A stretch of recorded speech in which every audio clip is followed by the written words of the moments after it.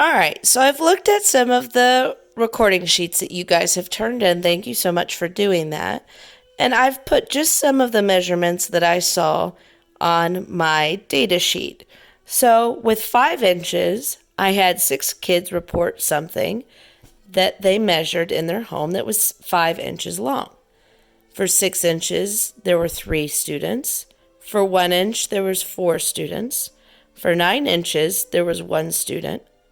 For 2 inches, there was 6 students that measured an item that was 2 inches in their house. And for 11 inches, there were 4 students. So I'm going to go ahead and turn my camera. I hope that is okay. And down here you see a line with evenly spaced lines on it. We're going to make a line plot graph today. I know a lot of you had questions about it before we left school, and so I wanted to put an example of how to do this up for today's lesson. So it's actually very simple. All I have to do is draw a line on your scrap piece of paper with evenly spaced lines on top of it, just like I've done. And now we're going to label it with the number of inches that were measured. So since my lowest number of inches is 1 inch, I could start with 1 or I could start with 0. It doesn't matter which one, but make sure you include all the numbers that show up in my data. We want to have a line for 5 inches, 6 inches, 1 inch, 9 inches, 2 inches, and 11 inches. So right here at the bottom of the graph, I'm going to label my graph. So here's 1, 2, 3, 4, 5, 6, 7, 8, 9, 10, 11, 12, 13. Okay, so far super easy, right? Now all I have to do is plot my data. So what I mean by plot is we're going to look at each number and see how many times a student came up with that measurement. So let's do number 1 together, or the first data point.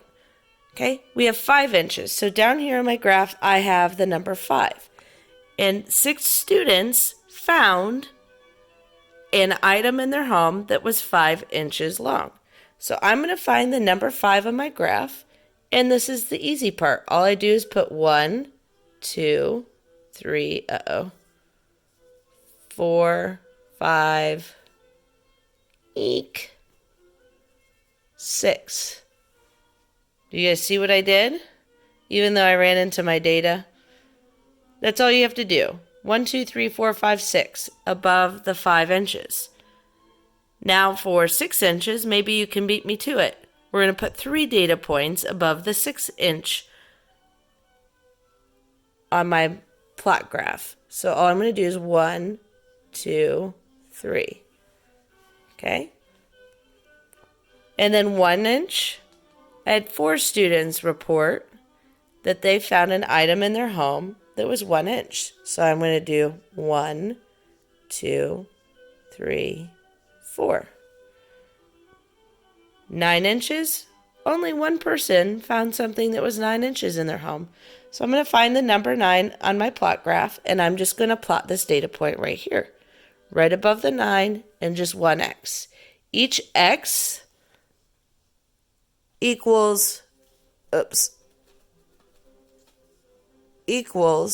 1 student. When we get into making the graphs a little bit harder, an X could stand for a different number of students, and we could count by 2s or 4s. And then we would get into more multiplying. So let's go ahead and finish the graph. For 2 inches, I had 7. So I'm going to look down at the 2, and I'm going to put 7 X's. 1, 2, 3, 4, 5, 6, 7. Okay? And then for 11 inches, I only had 4 students report that they found an item in their home that was 11 inches. So 1, 2, 3, 4. Okay? I'm going to go ahead and pause the video And I'm going to put one up for you guys to plot on your own. And then we can check it tomorrow. All right, so here is the data that I would like you to plot. You can do this on your scrap piece of paper.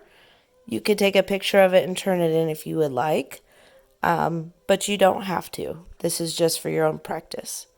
So I'm going to go ahead and leave this up for a couple of minutes and give you time to plot your data.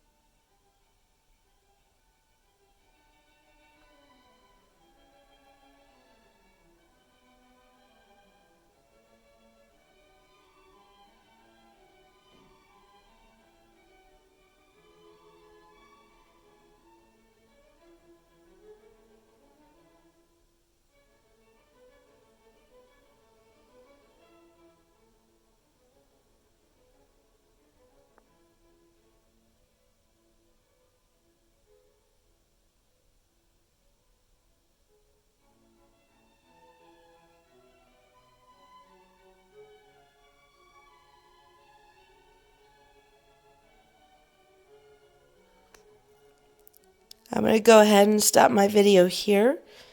If you're still watching and need a little more time, go ahead and pause the video. Otherwise, you will see the answer posted tomorrow. Bye, guys.